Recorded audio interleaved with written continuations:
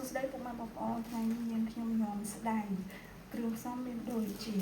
ស្ដៅស្ពៃក្តោបពណ៌ស្វាយប៉េងប៉ោះសសក់ម្ទេសផ្លោកសាច់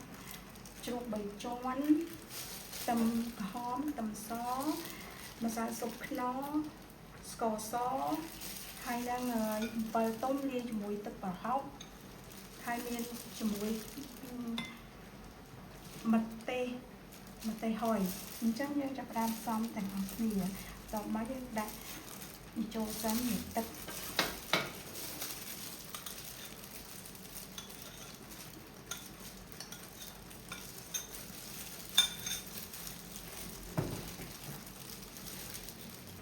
បន្តមកយើងដាក់ដូចជាខ្ទឹមក្រហមហើយនិងខ្ទឹមសចូលហើយស្ករសនិងម្សៅខ្នុរតាមចិនបន្តមកទៀតយើងដាក់ម្ទេសហុយហើយនិងម្ទេសក្រប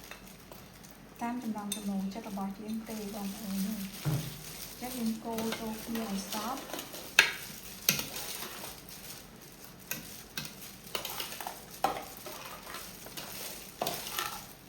កូរឲ្យសព្វហើយយើងដាក់សាច់ជ្រូក3ជាន់ចូល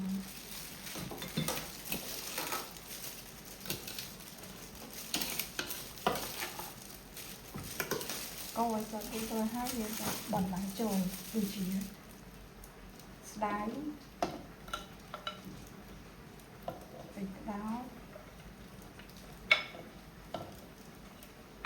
បម្ទេសផ្លោកសសក់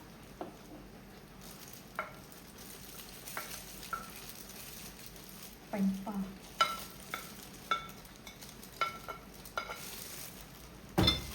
ហើយច្បល់ឲ្យចូលជាតិ